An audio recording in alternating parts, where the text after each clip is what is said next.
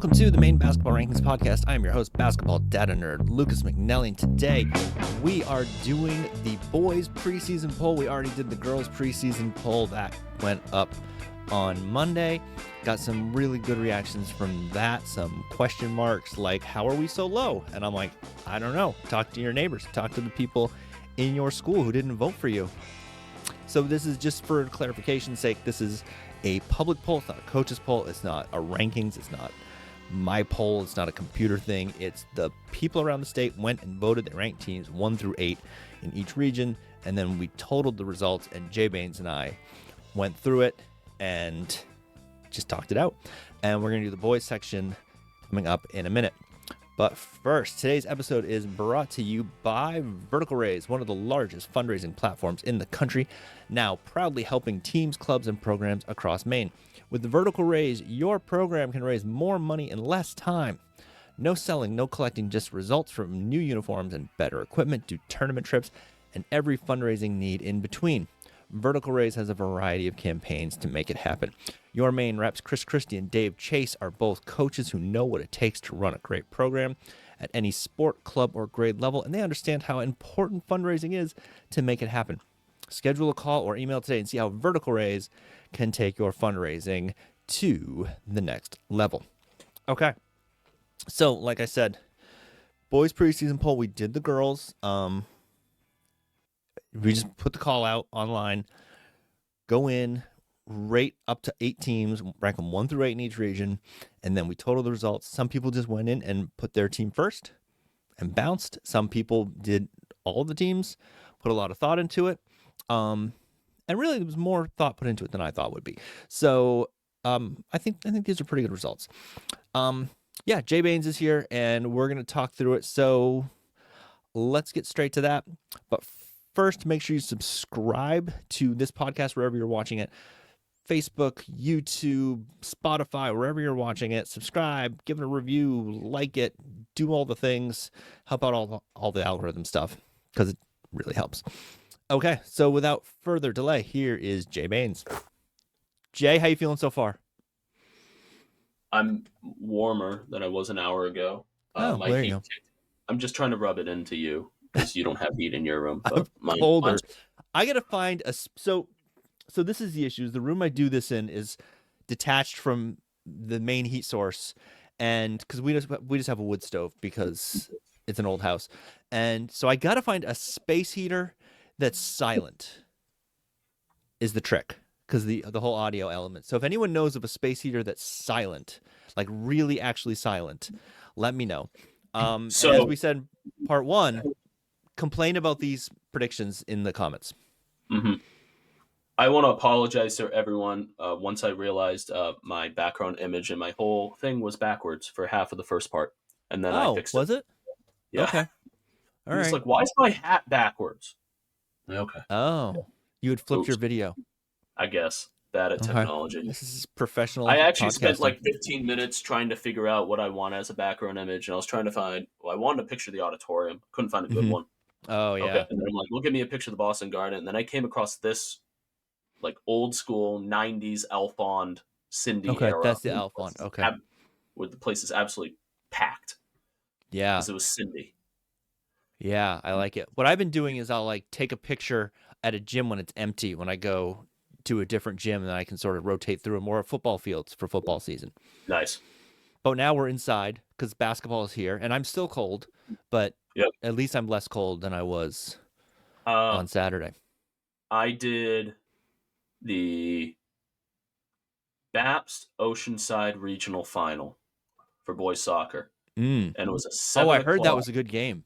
Yeah, it was 7 o'clock at Cameron Stadium.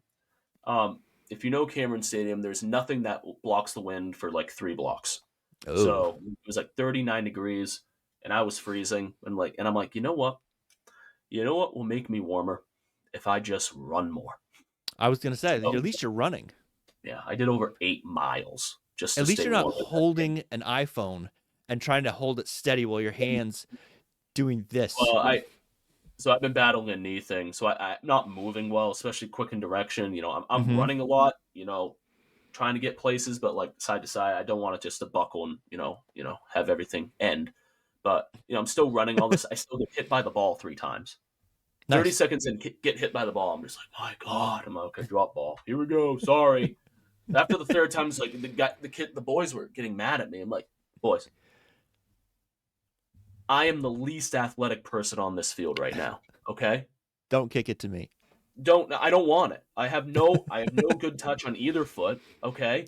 I'm just trying to see what's going on. Okay. Because if I get out of the way and I miss something, you'll be mad at me too. So I'm like, you know what? Just play your game. Okay. We'll be fine. Okay. Yeah. So is what it is. But you don't have the skills of that guy from Scotland who had the bicycle kick to score against Denmark the other day? No. Just checking. No. I have a coworker who's from Scotland, and I've been making a lot of haggis jokes, but he was very excited at work watching this game on his phone, and he's like singing songs and jumping up and down and stressing out. It was quite entertaining. No, but the Tartan Army is through to the cup. That's what he kept saying. He's been said that all day today. Okay. Super Good psyched. for you. Awesome. All right. Let's do the boys here. We're going to start with D South. S South. All right, S South. Sorry, S South. S South is, of course, under 100.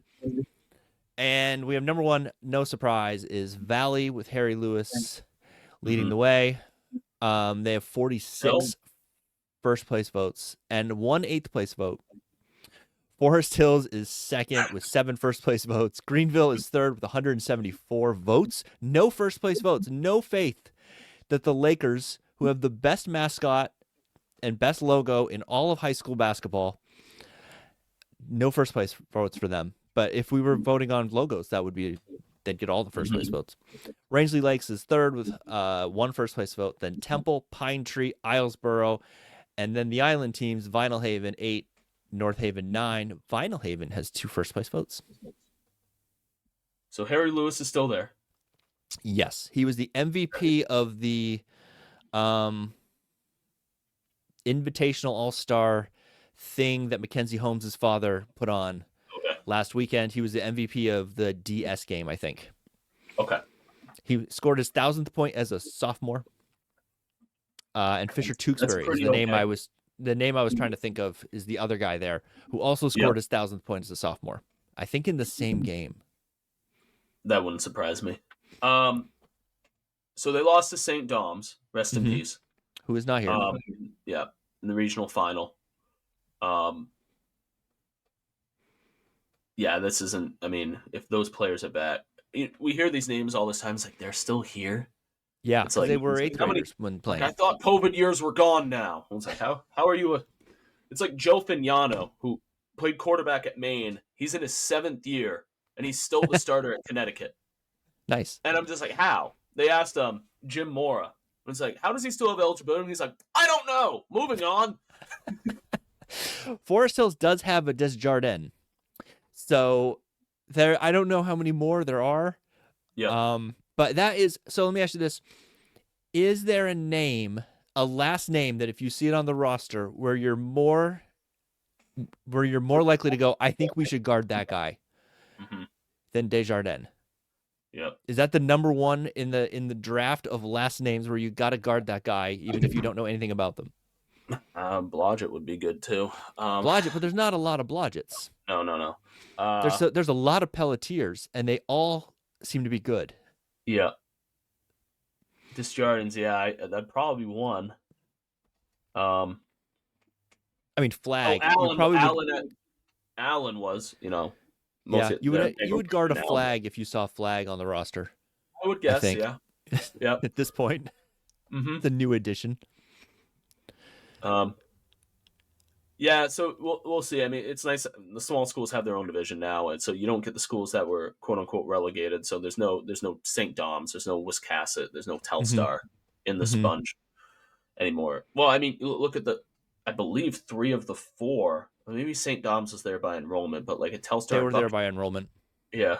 So like a Telstar and a Buckfield, they were relegated down there, and they made semis. So, nothing surprises me here. This is just the old D South. Yeah. So these are just the teams that get off the boat and play Saturday morning at the Civic Center and go about I saw their day. someone sent me a Facebook post where Vinyl Haven is practicing at 5:30 in the morning because to get them ready for having to play morning games. Yep. I don't know that they're going to have to play those morning games at 5:30, but I guess reset your body clock in some way. So, and mostly has to do with gym time and other things going on at school. But our teams practice, but we start school at 8:30. So sometimes our teams practice at 6. Sure. So it's not 5:30, but if the girls need a full practice and the boys have a 3-game day at home, they're going to practice at 6 in the morning, and Right. and then the freshman team will play at 4, 5:30, and 7. So I mean, it's not too uncommon, but if they're only practicing at 5:30, you only see that because they need ice time or something like that. But Right. Right. Oh yeah, ice time, sure, for hockey. Right. I had someone ask me if I was going to start covering hockey, and I looked at them like they had lost their mind. Well, you only have one rink near you, so there's that, and yeah, they're like, "Well, you're doing soccer." I'm like, "Yeah, it's a little different." Yeah, the basketball's is a bit much on its own. Right. Yeah. Well, not only that, but I mean, don't we do this to stay warm? We do this to stay warm. Yeah. Yeah. That's a good point. All right, we were let's going move through. on. This is just enough. Just before I forget it, we were going through like schedules this week, so we made sure we had all the PA covered. We had a couple nights that were double basketball and hockey, and I'm like, "Give me basketball." And it's like, "You don't like hockey?" And it's like, "I like the warmth." Plus, you know what's going on better. Much better. Well, the thing is, if you do PA for hockey, you're the official scorer. I found that out the first time I did it. I ran the clock this year for a volleyball game, which is interesting because I don't know the rules. The clock and the score, and so I learned all sorts of volleyball rules. It was a great time. It's one sport I'd officiate. You don't have to move. Yeah. I was talking to Mike Burnham, and he said that the money for officiating volleyball is pretty good. Yeah. And it's one of the easier ones to officiate, especially if you're like a line judge. You just stand there, you're like in, out. Right. And it's pretty good. And they, of course, need officials. It's much easier than officiating like hockey. Yeah. Or something like that. Well, I mean, all the varsity rates are the same now. Oh, so there you go. Sport. Yeah.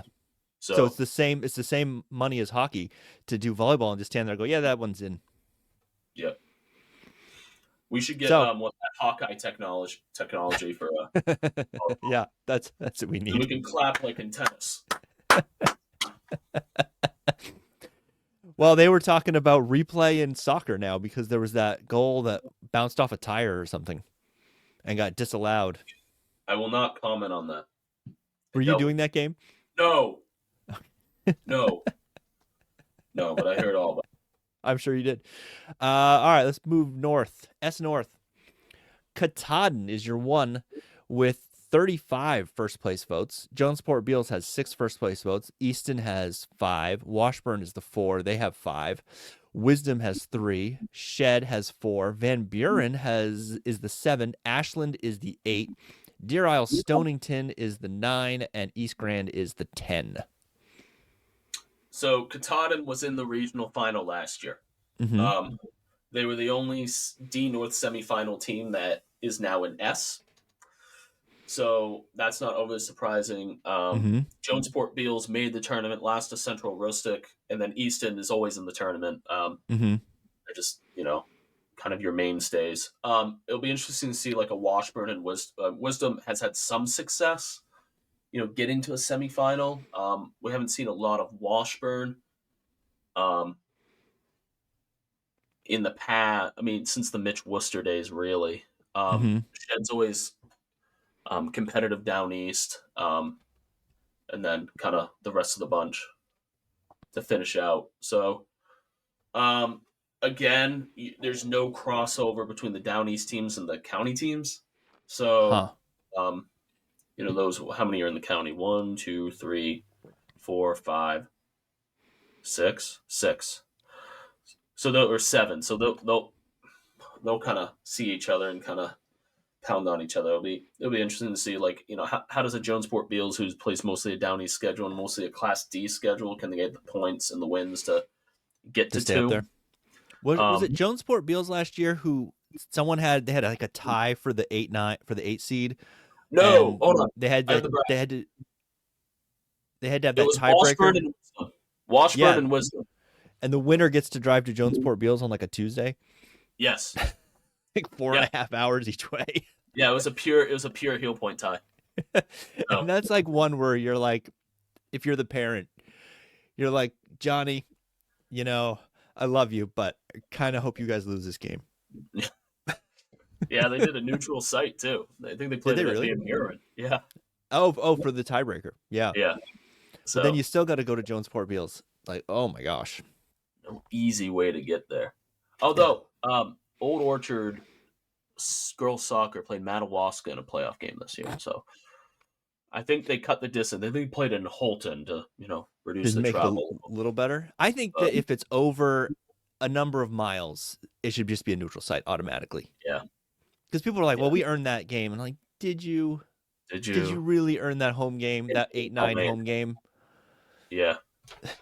So, hold on, my screens went black because I didn't move anything. Okay, we're good. All right.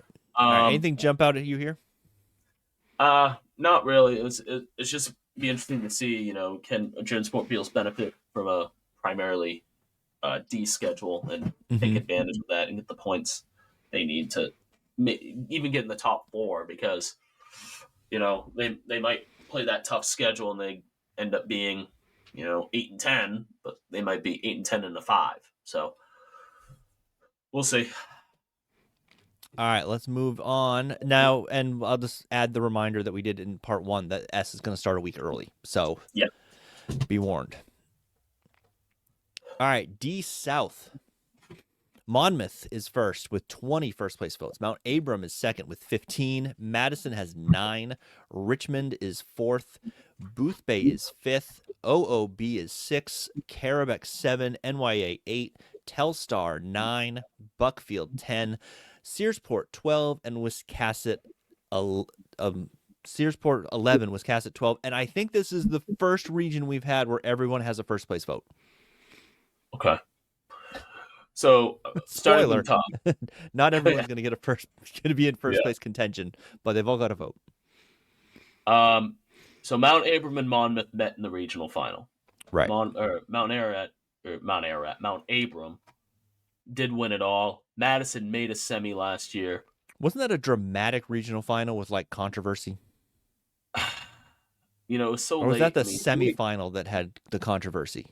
There was a very controversial game there in that region. Was it Mount Abram and Halldale? That was a 2-point game. Maybe. I don't know. Once you get to Thursday, everything blends in. It's all just... Yeah. This is where people are in the comments now going, oh my gosh, how could you not remember that? Yeah, terrible. I don't know, because I was watching C North Girls whenever that happened. Yeah, I was at the expo doing whatever was happening at the expo at that time. Right. The expo, by the way, only has one region. Is that how they're doing it? The expo has B South, and that's it. They're not splitting it like they used to with quarters at... The way I read the bulletin, A South is at the hockey rink, and B South is at the expo.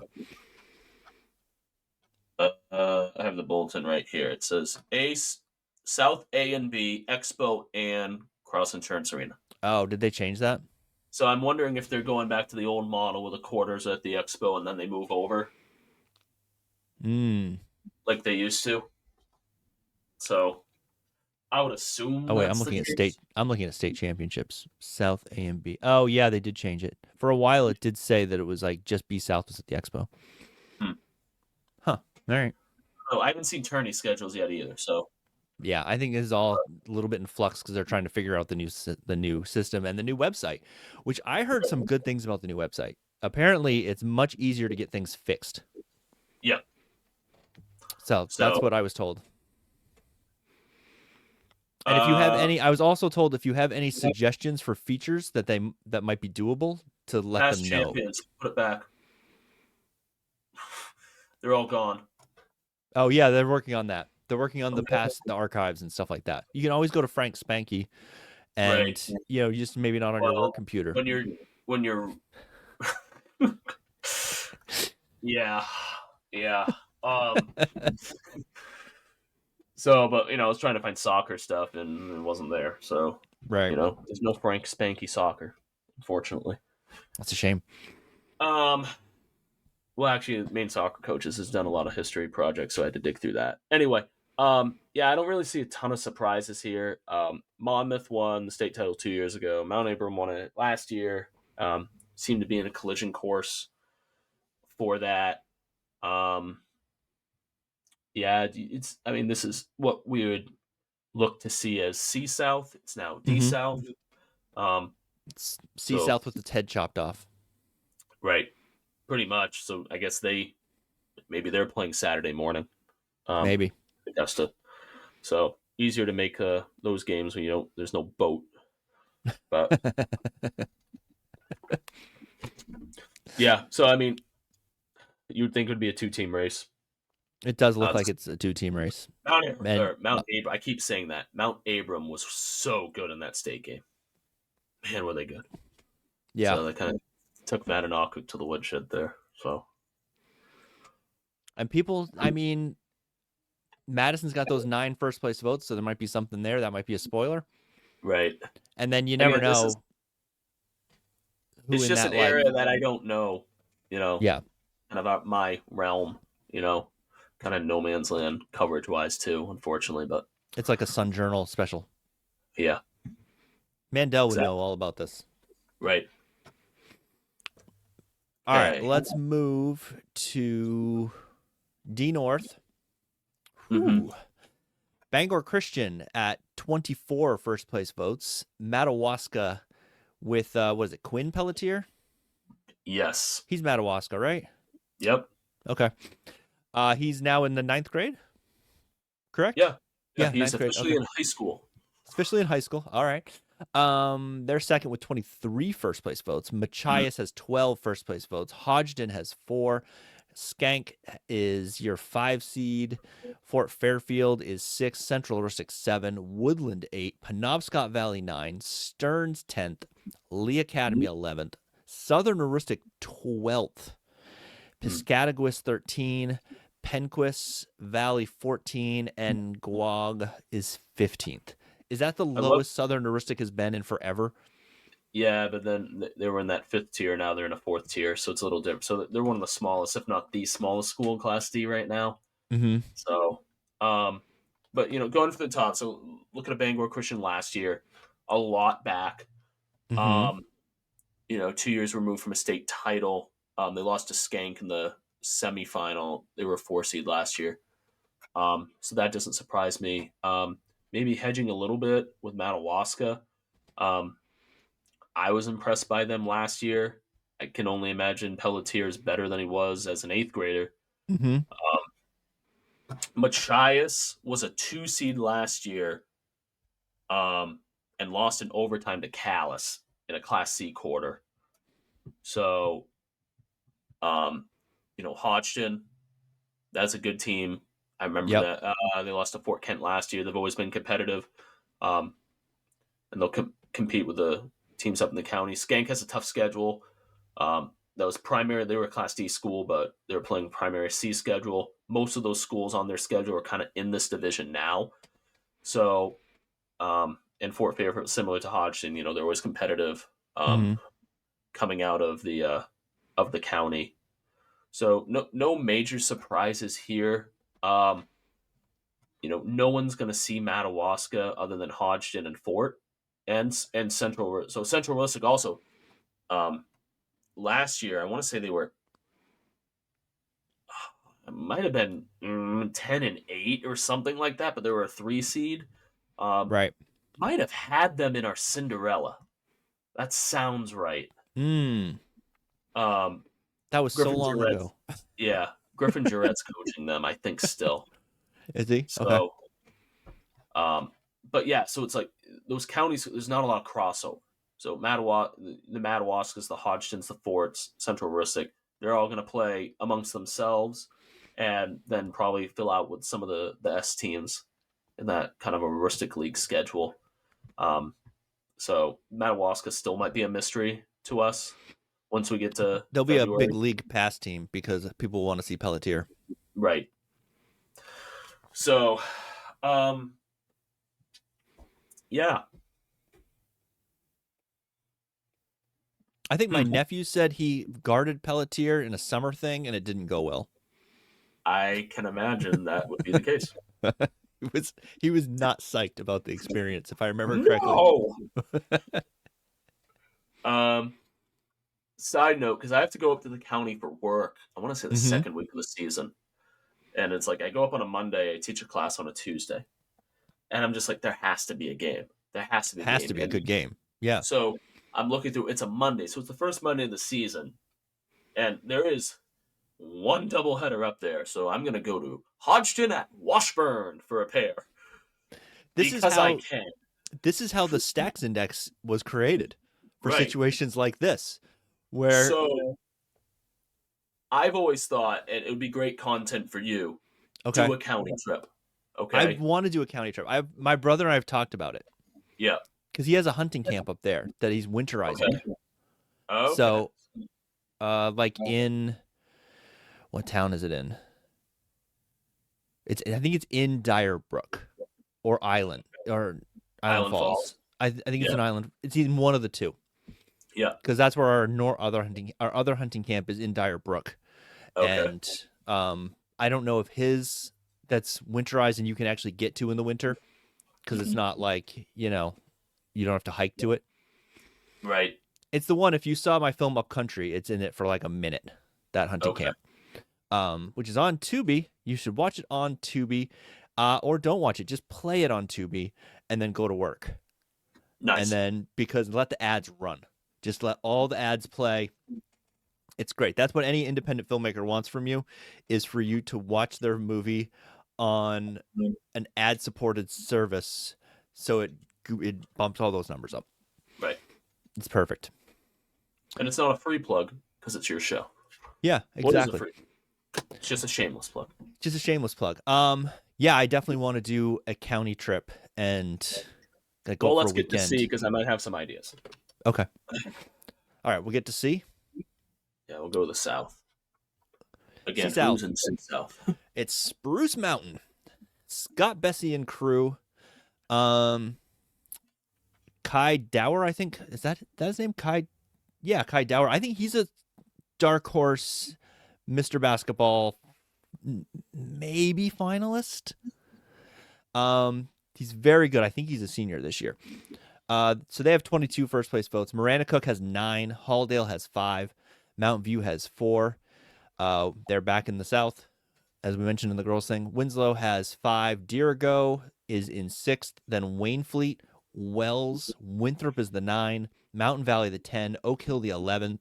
Trape is the 12. Sacabee Valley is the 13. And Lisbon is 14th. So the initial, thing here is this is a mishmash of teams that yet maybe last year were in all different regions, but you put them all together now, like that makes sense. Yeah. It's a fun little region. Yeah. So Spruce, the favorite here. I mean, they lost to York, an undefeated York team in the semifinal. Yeah, but they do also lose Jace Bessie. Yeah, that's true. Miranda Cook was in B North last year. Lost in a prelim to Winslow, so they didn't make it to Bangor. And then 2 years ago, I think they want to say they were the 2 seed and got upset. I think they got upset by MDI. Yeah. So, Halldale, C last year, made a semi, lost by 2 to Mount Abram, who won a state title. Mount View had that really fun run in B North. B North is probably not sad to see them go. Or C North. Sorry, C North. So, yeah, because C North. they were a 9 seed last year. Went up to Fort Fairfield, beat them by 20, and then took Mattanock pretty much down to the wire and lost by 5 in the quarter. And the year before that, won the region as the 7. Yeah. So which was the that, easiest Cinderella call ever. oh yeah, with that schedule, yeah. Yeah. They're And like, they play a huh, lot of the same schedule this year. Them probably. and Winslow, kind of a mix of, some KVAC teams, some Mountain Valley Conference teams. So, but a competitive schedule nonetheless. Weird to see Winslow in this division. It is Weird to weird. think Winslow is going to go to Augusta, but that's probably good for them finally. Mm-hmm. Diego's always competitive. They lost in a quarter to the same Mount Abram team that won a state title. Waynefleet's been down, but um, I don't know. Rich Henry's not there anymore, but 10 years ago You they're in. you would think they wouldn't be down for long. No. Um, Wells is in C now. They were in B last year. Did they make the tournament? I I don't don't think see they them did. there. Okay.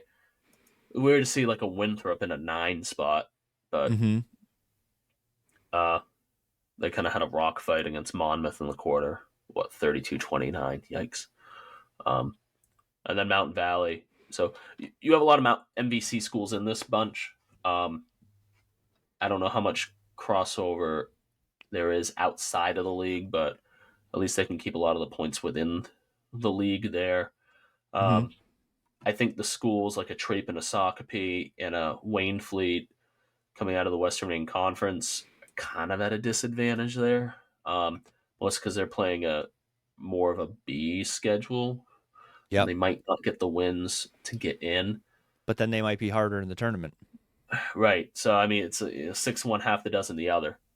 But It'll be interesting, yeah, and it'll be interesting with all the struggles that Spruce has had in the tournament that they finally broke through last year and won in the mhm. quarters, and now they're in C where they should have been the whole time, and I just wonder if they go scorched earth on everybody. So when they merged, what 15 years ago, they would have been B to start.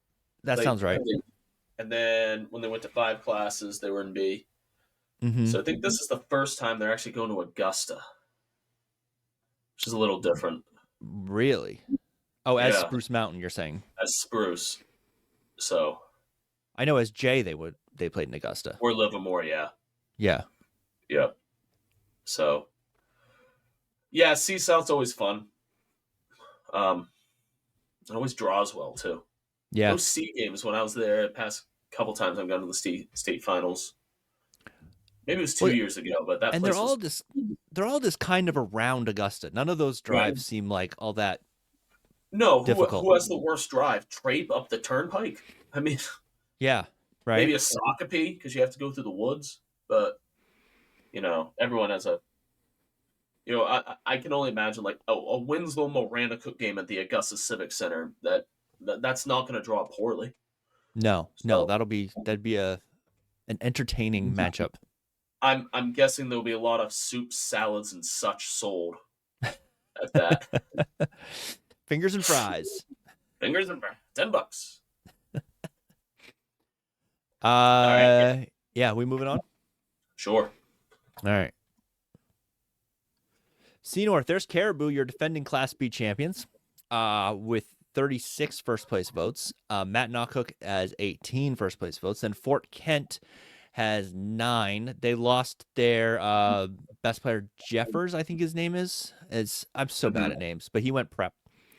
Orono is the 4 seed with 6 first place votes. Then Foxcroft with 1. Dexter has 2 there than 6. Callis is the 7. Washington Academy 8. Holton 9. Bucksport 10. GSA 11. MCI 12. And then Central and Sumner. So we mentioned this in the girls' half of this. Yes, Caribou won the state championship. Yes, they're down to C, but where they're going to go from being one of the smaller B schools to one of the bigger C schools. So I want to how it all correct you on broke. one thing. Okay. Jeffers is still at Fort Kent. You're thinking the kid who transferred from Central or Rustic. Who went pro. Okay. I'm thinking the wrong kid. I'm gonna get so many emails. But yeah, and then Aiden Jeffers took the MVP in that Yeah, okay, yeah, I did see that. Showcase weekend. He's quite good. So they'll be decent. I want to say I'm going to try to pull up Caribou's schedule first before I get Mananock. How much did Caribou lose is my question. Because we know the girls lost Dupre. Am I saying this right? Steve Carmichael, don't yell at me. Yeah. So Robbins graduated, and who was a couple? But they still have like Owen Corrigan is still there. Okay. There's enough there, and I mean they reload. I want to say they had over 40 kids trying out for basketball for 2 teams. Wow. I mean, yeah. So I don't know where I heard that, or it's weird how you get those numbers when you win state championships. It's weird how more kids want to play. AYBL has been extremely strong across the county. But you have to remember, so they're playing middle school basketball end of October through Christmas, and then they go to travel. So travel and middle school doesn't cross over up there. So they're playing 6 months of basketball, almost. The way the Lord intended. So, yeah. Which is it's like, wow, county loves their basketball. Well, they're playing a ton of basketball. But the they county also does love their basketball. Hey, let's stay warm. And boy, did they travel for state games in Portland. I wanted to go to that. I really did. We had the games in Bangor that we're covering for radio. It was a lot of fun. Yeah. They were yelling at me. There were Caribou fans yelling at me for calling them out for drinking before the game.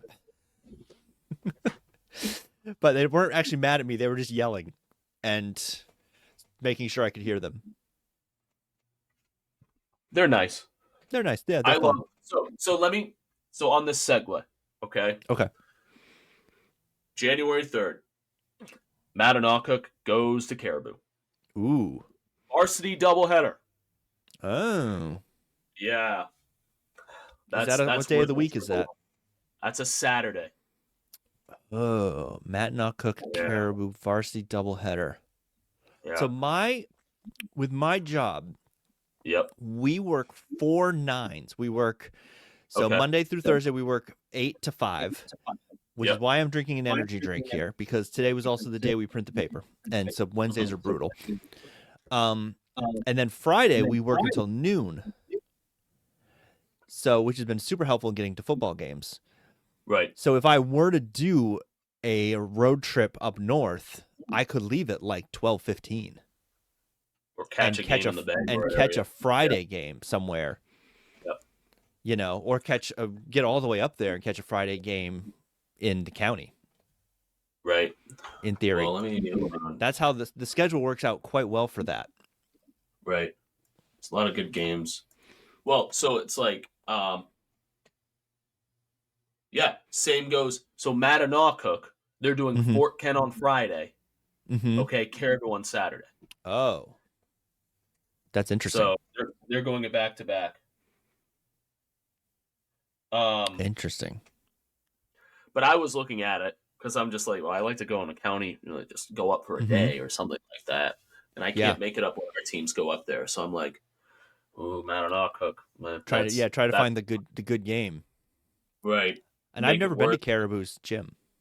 Yeah. Well, I was trying to figure out, it's like, I like a day where, a bunch of teams are home, and I can do because I usually go 3 and 4:30 on a Saturday. And Presque Isle has Herman the same day, and those are good games too, but they're at the same time. And it's like, can somebody fix this? Can someone go to one? Like, yeah. And it's like, so if Herman and Presque Isle want to move up and Caribou wants to go back, okay, I'm just saying, I would go.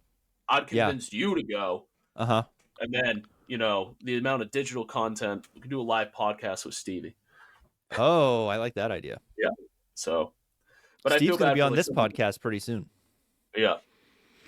He's on the schedule. So, yeah. So, to get to this, the top 3 does not surprise me at all. I think Orono is a sleeper at 4. Yes, Will Francis is gone. Okay. But you have Pierce Walston is gone. Hughes, Brady Hughes is still there. Bergen Soderberg. Okay, Matt Allen. Okay, a lot of good pieces. Extremely well coached with Ed Catala. They're still gonna be there. Okay, FA came on towards the end of the season. Okay, last year, they upset Orono at home to kind of make the field. Okay, lost to Old Town in the prelim, but still they were up and coming. The interesting thing is, last year they had the late start because a lot of them played football. Right. They're not in a state final this year. So are they in basketball shape quicker? I would think so. We'll see. Dexter, I believe, they were a tournament team last year in the Old C. They lost to Madawaska by 2. Actually, that was a great game.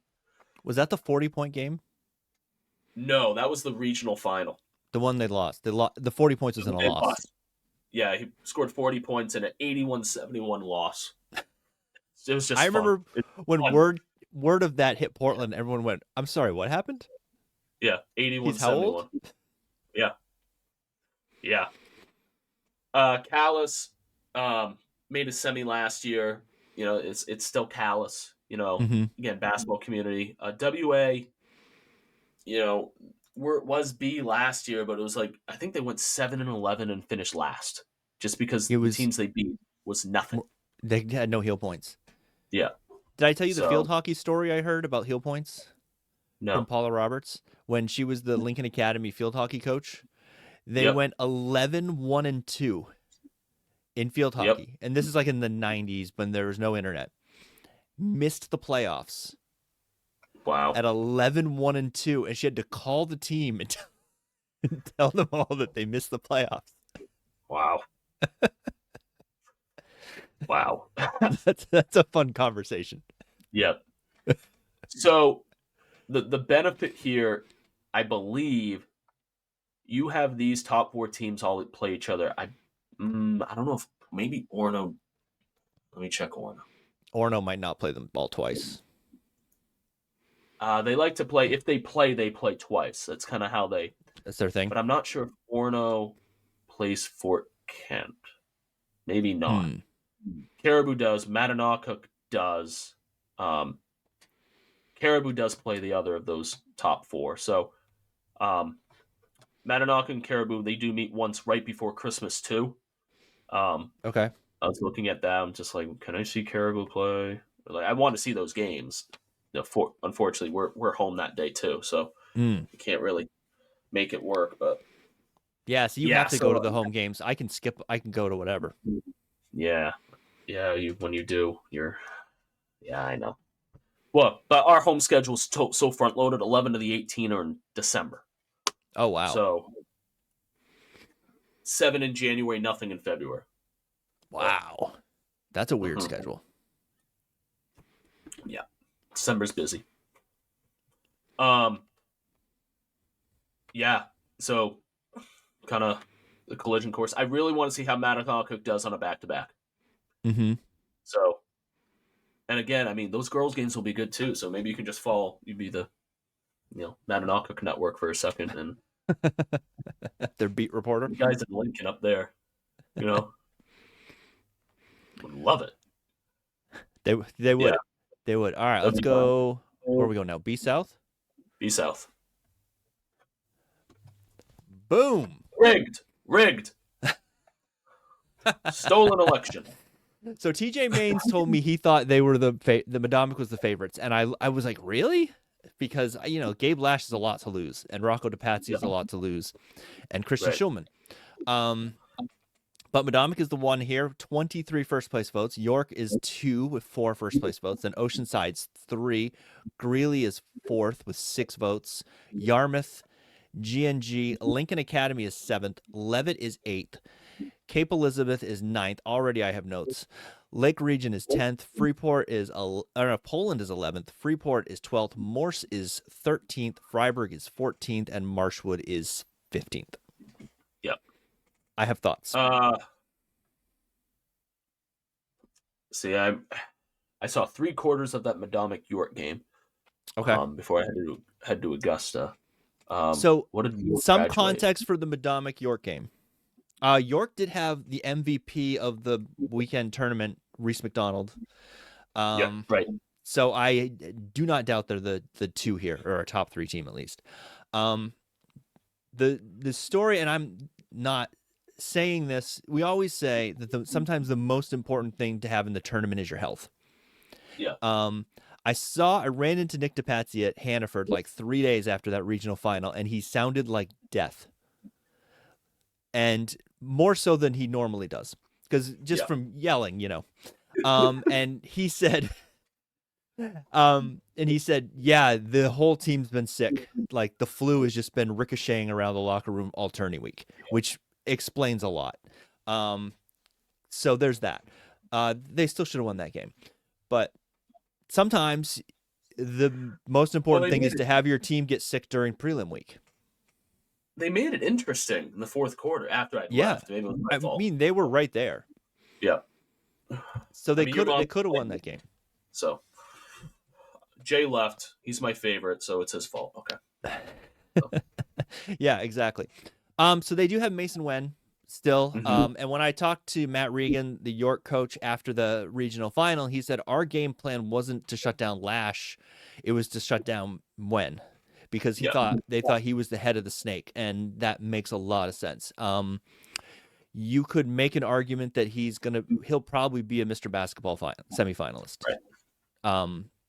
And he's quite good. And it's Madomic. They're just reloading every year. They have Connor Kingsbury from Oceanside that they got in the portal.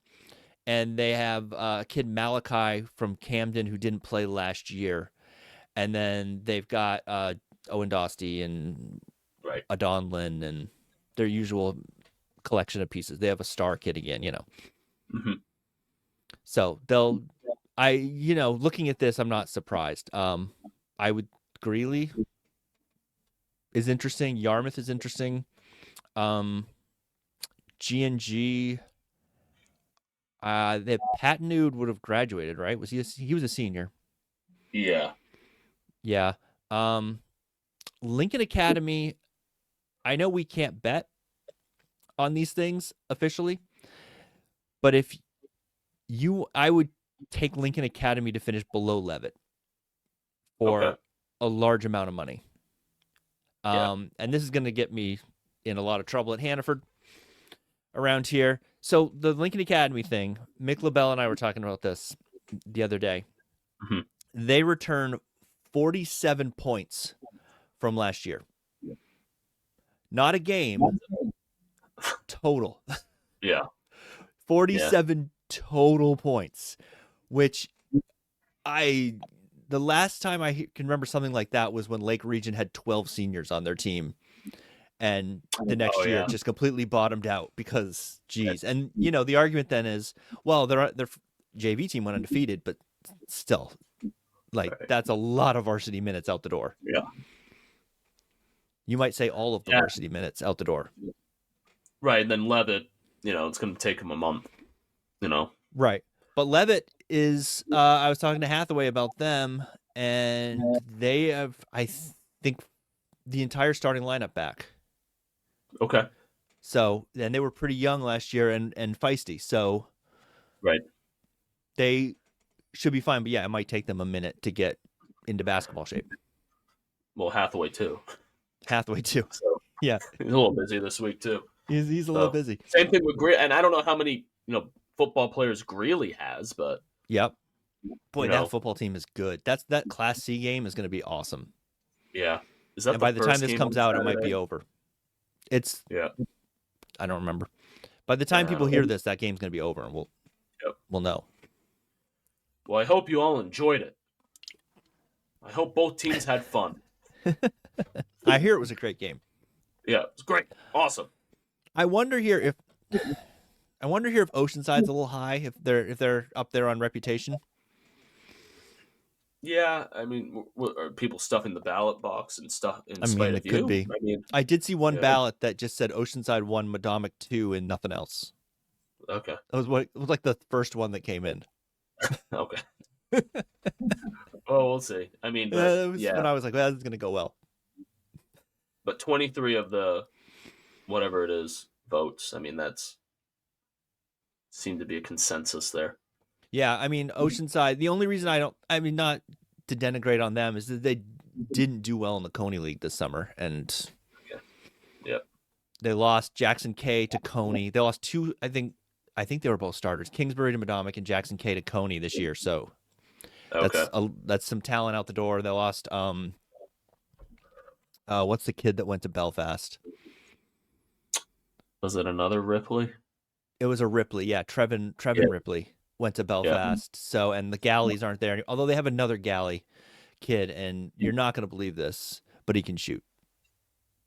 I am shocked. Right? Yeah. Yeah. You have any thoughts on this? It's in DePatsy we trust. Mm-hmm. That seemed to, you know, I liked what I saw out of Madomic in that regional final, knowing that they were sick. I mean, not to take anything away from a York team that did play. I mean, Caribou kind of beat them in the state game, but Yeah. You don't go 20-0 to start and for nothing, but they've always Yeah. reloaded. They were very good. I forget what the number is on DePatsy, but he has not won fewer than 10 games since he got to Madomic. Wow. Including the COVID year when they only played 12 games. Yeah. Wow. Crazy. Yeah, I am curious. Greeley, I think Ippolito has graduated. I think. I'm gonna definitely hear about it if he hasn't. We kind of looked at them. I remember because we were talking about because they were a 3 seed last year. We're like when we were doing Cinderellas and we kind of dug into it a little bit and we're like, maybe they were a little overvalued. But A South was kind of weird last year. A South was weird last year. Yeah, outside of Falmouth, and Yarmouth is always feisty, but I think Yarmouth lost their point guard, who I really liked. I think he graduated. Okay. So this is a great amount of research we've done for this. I know. It's phenomenal. At least I know what the 15 teams are now. There you go. Right? Yeah. So, but what's weird is people love this stuff. They're like, oh, this is great. They mentioned our team. Yeah. This is amazing. And it's our fault. Yeah. So. All right. Let's move on. I will point out last thing on Madomic Valley. The Cape game has seared into my brain. It will never leave. It's been 10 years. They haven't won a state championship in basketball since 1980, which is insane. And when their softball team won in the spring, it was their first team state championship in like 30 something years for the whole school. Wow. Other than like, an individual cross country or cheerleading or something like that, like a tournament title. Wow. Yeah. All right. So let's move on to B North. Parker, Morin, and Coney is the one with 41 first place votes. Then Ellsworth is second, Herman third, Gardner fourth. They're supposed to be really good this year. They might be a little low on this.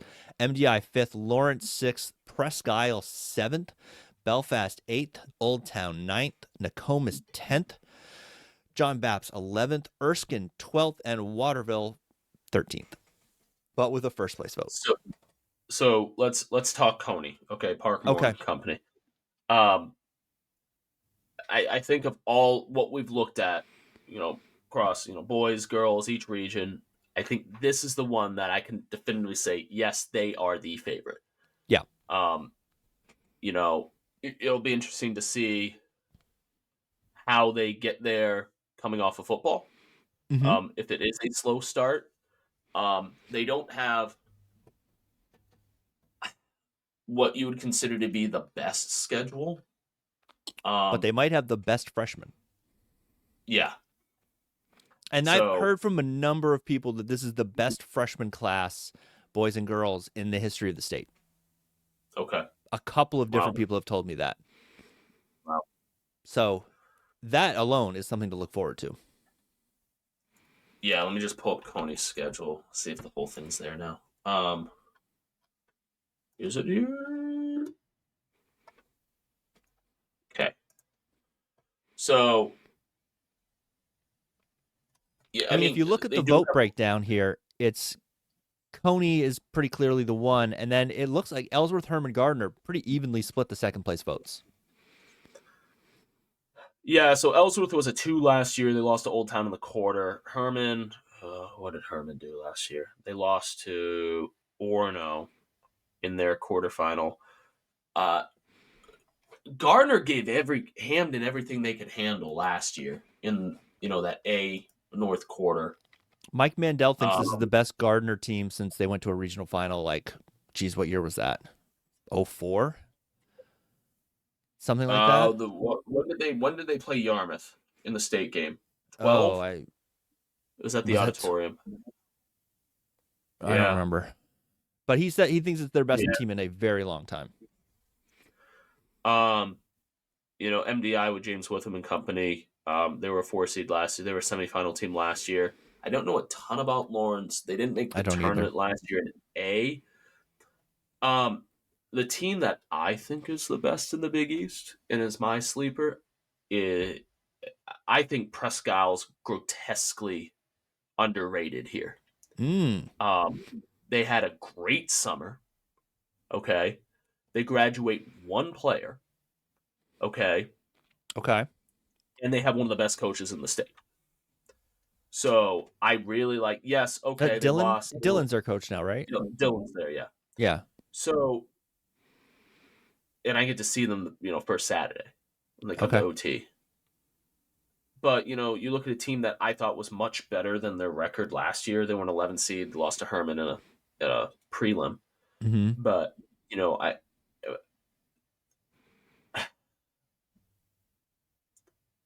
you have that core staying together. And, yeah, we talk about summer. Well, summer doesn't really mean anything. But, But it does.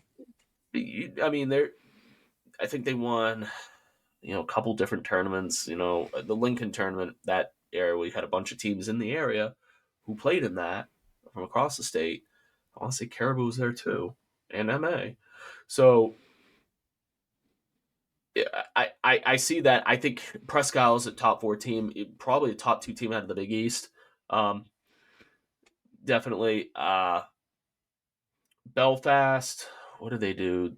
They went up to Holt and beat them, and they did make it to Bangor last year. Old Town is small. Because there's no nobody in Orono. Yep. Parody graduated. Priest isn't playing basketball after Tommy John last summer. Oh. So you lose a lot of length there. So they're going to be really small. New coach in Mark Melvin. We'll see what he does with them. But, they really don't have one any taller than 6 foot, 6'1". So, yeah. But that could be rough.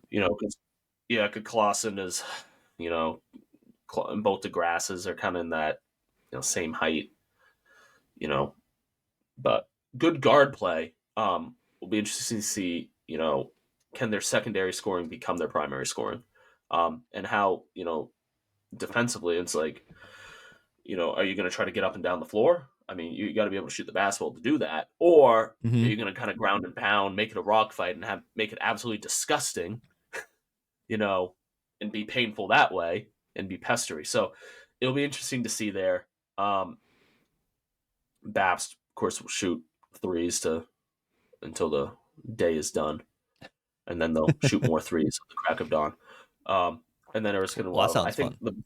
the bottom of the KVAC is weak, and has been. So, I kind of, you look at this, you might have, I doubt Prescal finishes 7th. I think they're a top 4 team. They would be. That was my question for you.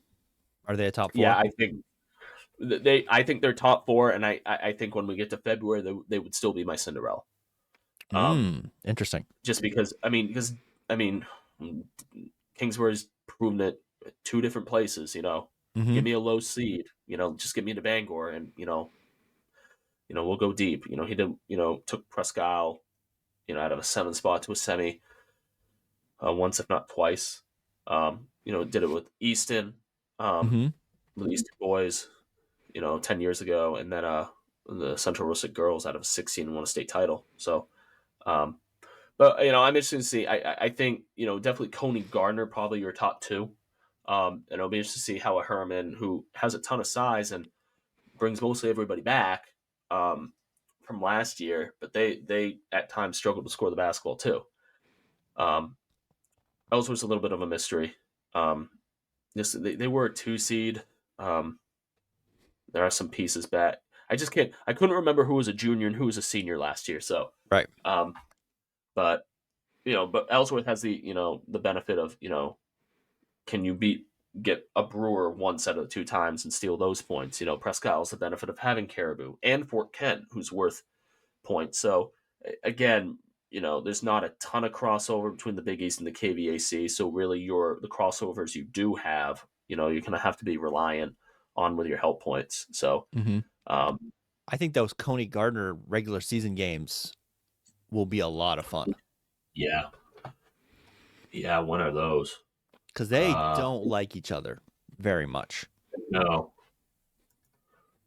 I have here at least, I don't know in the first one, because I'm just filtering by home team right now, but I have Gardner at Coney the 23rd of January. Of January. And Okay. then the girls are there. It says the 27th, but I'm guessing that's I wonder if one of those is at the Civic Center.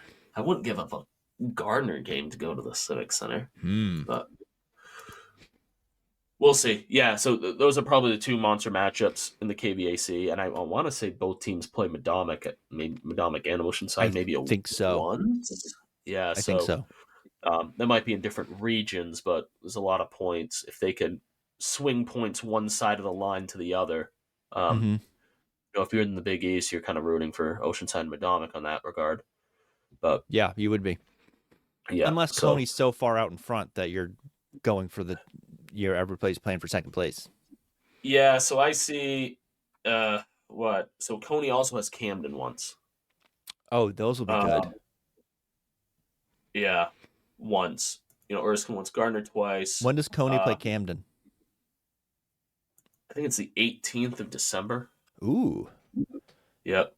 That's one to start. The boys are at Camden. I think the boys are at Camden. That's a game of the day. Yeah. Coney has Herman, so there's probably points there. Lawrence twice. Levitt twice. Coney actually still plays Maranacook. So kind of a mixed bag schedule for them, but they have the luxury of being in the middle of everybody. So right. And being worth something, so it's not hard to justify it. Get games. Yeah. So and then they get to go to Bangor for their tournament game. Yeah, that's the one thing I'm dreading. If it ends up being like a Coney Gardner final, and they can't figure out flex scheduling, won't exactly draw well. I'm sure TJ Maines won't try to influence that at all and get that flex to Augusta. Absolutely not. No. But yeah, we'll see what happens. It's intriguing. Coney hasn't been to Bangor in 20 years, so wow. Same with Lawrence. Well, since the A's moved. Yeah. So that makes sense. But we'll see. All right, moving on. A South. Wyndham, your 2-time defending champions, are the one with 23 first place votes. Then South Portland, Cheverus, Portland, Thornton Academy, Scarborough at 6, Deering at 7, Bonnie Eagle at 8, Falmouth at 9. Jeez. Stanford at 10, Gorham at 11, Noble at 12, Biddeford at 13, Kennebunk at 14, Westbrook at 15, and Massabesic at 16. The only thing I feel confident about here is Massabesic at 16. Yeah. And Wyndham at 1, probably. So I have last year's brackets in front of me, and I'm counting 1, 2, 3, 4, 5, 6, 7, 8 semifinal teams in this bracket. Wow. Yeah, from last year. Can I take the over on Falmouth? I would just like to take the over. I know Davis Mann has graduated. I don't know who else they have. I don't care. I would like to take the over on a Dave Halligan team as the 9 seed. Yeah. Yeah, remind me, this Wyndham, they were junior laden last year, so that's not that much of a surprise. Yep. South they Portland. have 2 of the front runners or 2 of the contenders for Mr. Basketball. Okay. And they've got some youth. You're right. South Portland, they beat in the state final. Yeah, they did Chevrolet was lose. the one Wyndham seed. did lose Crady Dixon. Right. Chevrolet was the one seed last year. Mm-hmm. They had that long layoff. And they had There's only Leo 7 teams. Yep. McNabb, who's graduated. Yep. So, Portland, Russo. Yep, and I think they still have Russo. Legage. Yes, but they're that sounds big. I think they're big graduated. Mm-hmm. Whose name I never could pronounce correctly. Yeah. TA sitting there in 5th. They were in another 1 seed who had a long layoff and then get knocked because they didn't play in 2 weeks. Mm-hmm. Scarborough. Yeah, I mean, this is just old Class A down there. So Bonnie Eagle had a really nice tourney run. Mm-hmm. Out of a 4 spot. Yeah. Yeah, so, I mean, even a Gorham... brutal. No. So, I mean, 16, so 11 make it. You kind of see that natural gap in the voting between Gorham and Noble. But maybe, obviously Jameer Rose is gone, but... And Goodyear. Right. But so 2,000 point scorers. And the coach. Right. John Morgan is at Sanford. Yeah. So that's a lot. That's always the question I have when a team comes out of the basement and rises to prominence because they've got a good class, and this is a perfect test case for this. Lincoln Academy is another test case for this year of when the good class or 2 classes in Lincoln Academy's case graduates, what then? Did you actually rebuild your program, or did you just have Mr. Basketball and a really good coach who is now at Sanford? Yep. So then the question with Lincoln is they just lost everybody, and the coach is still there, but they lost everybody. Yeah. And they'll both say, "Oh yeah, the youth program is rebuilt, and this is the year we're going to find out if it is." Mm-hmm. They're obviously not going to be the one. There's going to be some regression, but it's the difference of, are they 3-15 or are they 8-10? Well, and in the down year. Had they been in AA by enrollment and they weren't relegated, where would they have been? They probably would have been top 3, I think. Yeah. I mean, it was Jameer Rose. Like, you saw him. It was appointment viewing. I did try to talk the MPA into turning Falmouth Noble into a 7-game series last year. I was like, look, you could fund lacrosse for like 5 years with the tickets from this. Yeah. And I think it would have been great. So then let's talk Falmouth.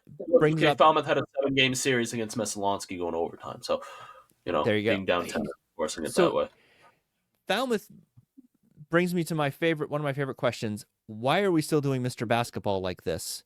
Because we quite clearly missed on one of the finalists, and he wasn't even a semifinalist because the way the system is done with Davis Mann. And one of the great tournament performances ever, on the short list. Well, Fitzy waits 2 months.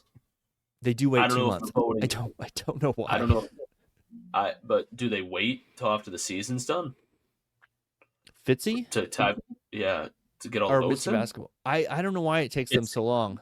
And I don't know why we do Mr. Basketball so early. Yeah. Because the way it works is that the coaches nominate players. They do a list of 10, and then that's where you get your semifinalists, and then the panel gets it down, does the rest of it, goes the rest of the way. Right. And so you've got 2 different groups voting, and I don't know I'm sure it's a archive, from the olden times when they had to mail in their things, but it seems to me that this could be done digitally in the prelim week, that voting. If you wanted to do it when you do it, you could do the voting in the prelim week, and then, the decision of who the finalists and who wins. I mean, that seems like that could be a Zoom call. Right. Like after the gold ball game. I don't know.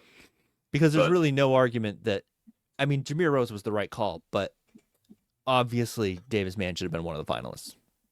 Right. Undoubtedly. And then they, But the year before, it should have been Pierce Walston who winning the whole thing, and he wasn't a finalist. yeah. Well, I mean, as far as I can remember, it's always like, okay, here are the blah blah blah, and then here are the semifinalists. When they always announce that, what, They Wednesday of announced tourney week, something. they announced it during tourney week. Yeah, Wednesday usually have the press conferences, any three sites or something Mm-hmm. like that. But I don't know. I mean, it's not like we need the time to vote Right. nowadays. I Right. mean, but at the same time, it's like, well, if we did it that way, is it just recency bias? Like, how much does that play into effect? But There's gonna be recency bias anyway. right. So, But also, the tourney performances are a little more important than scoring 30 on December 10th. yeah, I agree. So, I how don't do know. you feel about Wyndham's chances of going of three-peating? And when was the last time someone three-peated at the highest level, at the highest class? Was it Morse? Morse did, like, in the 90s? Yeah. Wow, would that have been the last one? We need Michael Hoffer to get on this. Would it have Wasn't been in Double A. Morse? No, it wasn't Wasn't in in double Double A. A. No. A going back. Bangor to Chevrolet. It might have been some times where Bangor might have won 3 out of 4, but Mm-hmm. I don't think they ever had won 3 in a row. That's crazy I that it would be think it was Morse. more. I think it was Morse in the 80s. 87, 88, 89. Didn't they do it in the Around then? 90s? They've won 6 No. total. Yeah, that would have Yeah, been I think it 87, was 88, 89. 89 because 90 was Lawrence. 91 And was Old the Town. Lawrence girls, of course, did it. But Right. But I think you're right on that boy side. I think it was Morse. yeah, because they've won 6, Oh, and they won 3 straight in the 60s when my uncle was on the team, and then they won 3 straight in like the late 80s, early 90s, yeah. somewhere in there. Yeah. Tom. So. Yeah. So they could do it. I think it's not impossible. They didn't lose I mean, Crady Dixon is very good, but they didn't lose a ton out of that team. They've got a great coaching staff. They certainly have championship pedigree. Right. Which is crazy because they had no history up until like 5, 6 years ago. Right, it was their first So, one, I think. The yeah. first one was their first one. Well, I want to say like one year, it's definitely pre-COVID, but I want to say they upset Portland in a semi. Okay. And I want to say it was their first regional final appearance. Wow. So, but. Yeah, and I think. Yeah, I mean, Yeah. it just speaks volumes of how hard it is to do at the larger levels. Right. But there might be someone on the other side of the bracket to. Let's go to the other side of the bracket. Kind of change Hey, that. look, it's Camden Hills. Camden Hills is year 1. They have the front runner, the consensus front runner for Mr. Basketball, and Nolan Ames. You should definitely go see Nolan Ames play this year if you can. They have 35 first place votes. Edward Little is second. They have a new JV coach in Adam Robinson. That's probably 10 of the 12 first place votes right there. Yeah. Brewer with Ollie Higgins is third. They have 10 first place votes. Then Hamden is fourth, Lewiston fifth, Bangor sixth, Brunswick seventh, Messalonsky 8, Oxford Hills 9, Mount Blue 10, Mount Ararat 11, and Scow Vegas is 12th. So, I mean, it starts with Nolan Ames. Mm-hmm. What was it? Semi against Messalonsky last year, is that right? He went off in the tournament. I know that. Game. Yeah, the 2-point game in the semi. So, and he had what, 40, 35, something ridiculous? Something ridiculous. He had a couple ridiculous tournament games. Yeah. So that doesn't surprise me. Edward Little kind of comes in under the radar. I remember they upset Chevrolet in the semi last year. So, they were a 4 seed in Double A. It's the Adam Robinson bump. Yeah. Um, hey, he was a JV coach for a state title last year. I mean, hey, Just saying. championship pedigree. Um, Brewer lost a lot in that class, but they still have Ollie Higgins. Right. So yeah, Hamden will be not as good. They still have, the Worcester kid and a couple other players that I'm just not remembering right off the top of my head. So Weirdly, 2.5 hours in, and we're forgetting things. This is crazy. Yeah, amazing. Lewiston, what did they do last year? They were 5 seed in AA. Bangor has a new coach in Jay Campbell coming over from the girls' side. Interesting. 1-17 last year. But do they benefit of being in this new A? So we'll see what they do. I don't know really much anything about Brunswick. Messalonsky had a ton. They graduated a ton. And they lost their coach. And they lost their coach. So, it's kind of... Sam Smith went to Lake Region, I think? I think so. So, Oxford Hills has a new coach as of last year because Graffam retired. Yes, right. So 2-time sportsmanship award winner Scott Graffam. Yep. But you've never seen so many people surprised as when Scott Graffam won his first sportsmanship award. Yeah. The number of text messages I got when that happened. Yeah. I'm surprised Mount Blue is that low. They took Brewer down the wire in the quarterfinal, lost by 1. I want to say they had a 3. It was really a 4-point game, but they had a 3 to cut it to 1. But yeah, so it's fun. A North it's the old A North or Eastern A. Before we went to 5 classes, so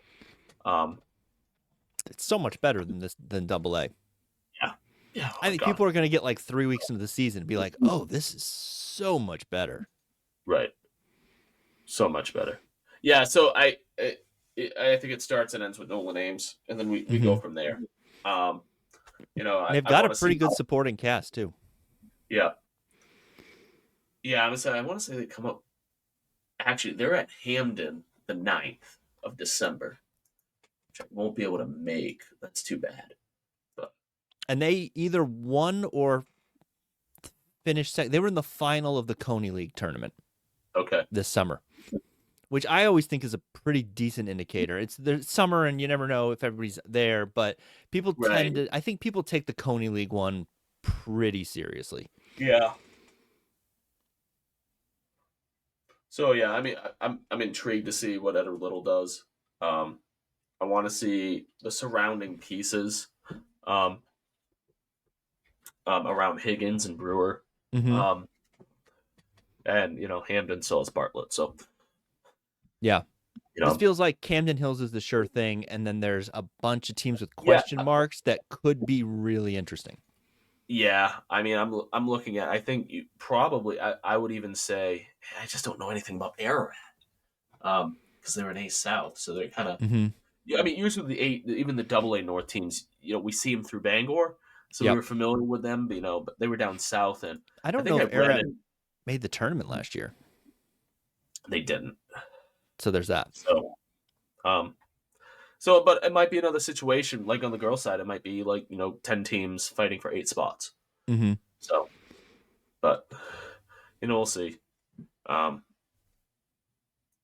never want to say it's a teams to lose, but, right. It might be.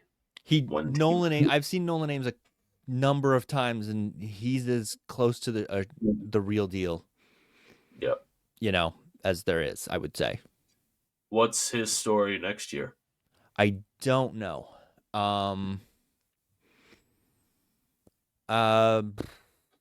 Yeah, I don't know. He might have announced, and I missed it because of football season.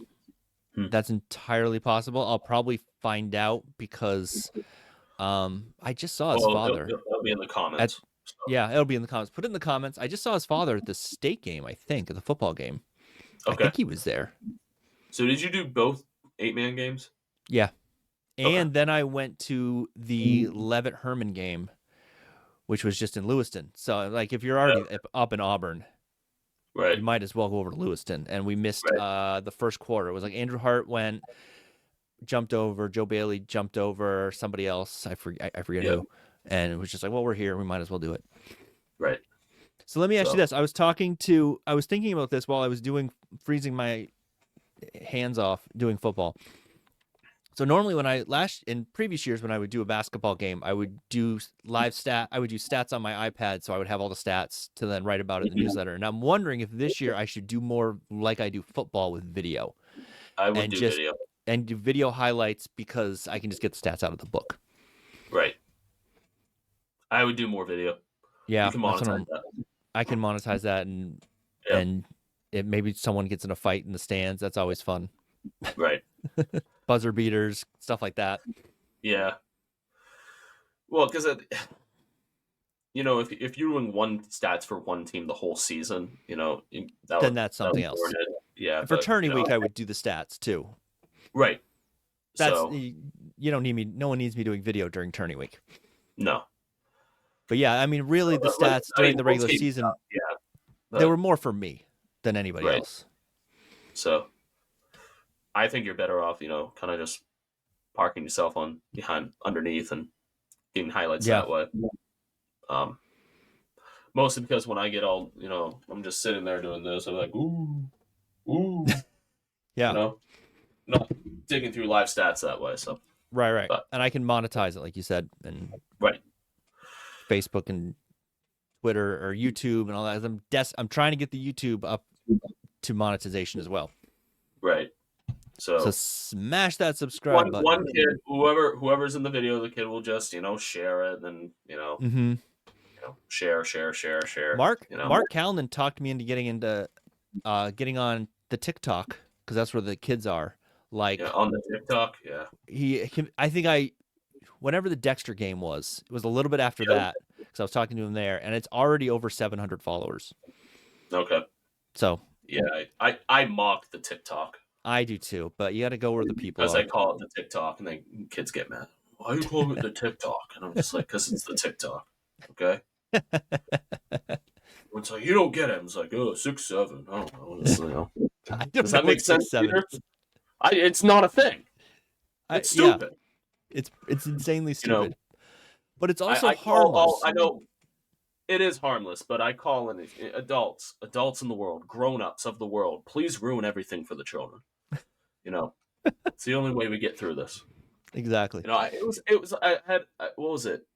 It was on the news yesterday, like the evening national news. Yeah, like what's 6'7"? And it was like 2 minutes of it's not anything. And then I saw a meme with the Count going 6'7". I'm like, well, he's allowed to do it. He's the only one. The Count can do whatever he wants. 6'7". I don't know. Gosh, I love the Count. I'm tired. Yeah. All right, let me ask you one more question. What's your favorite region, boys or girls, out of these? Do you think? What's the one where you're like, boy, if I could pick one where I could sit down tourney week and see all the games? Well, it's always been. Recently, it's been B North. Maybe it's not as much that this because this is structured differently. It's more of a KVAC centric. There are more KVAC teams in it, right? So we're a little biased there. But that always had like a majority of the teams that we cover around here.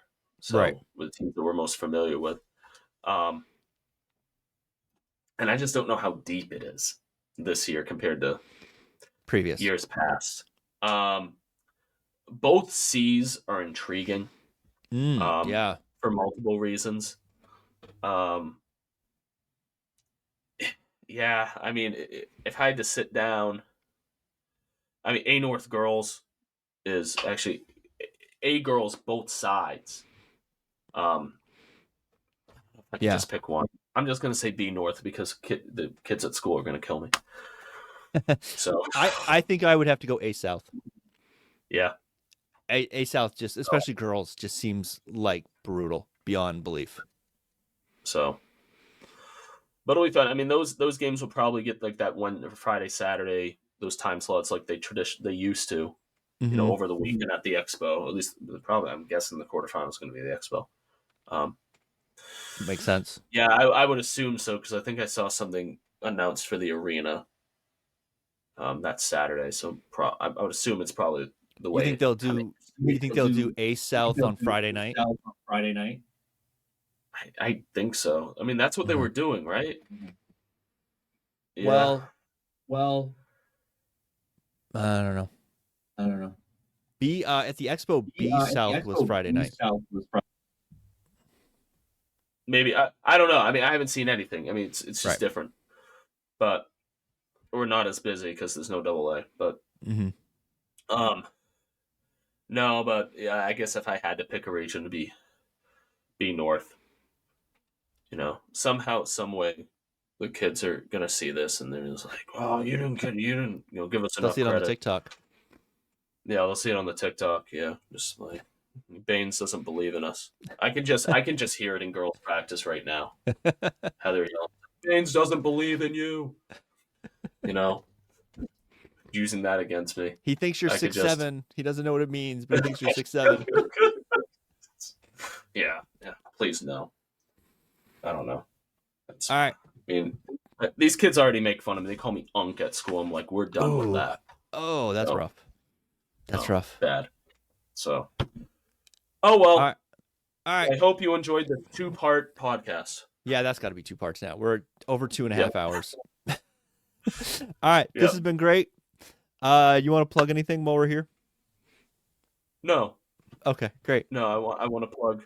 Go watch basketball, people, because it's warm and the kids enjoy themselves, and it's a lot of community. Gets us through winter. Say hi, people you only see in gyms over the course of the winter, and convince Lucas that he has to go up to Caribou in early January. Yeah, and I think Reese is breaking in. Okay, all right, and bring Reese. We'll call it there.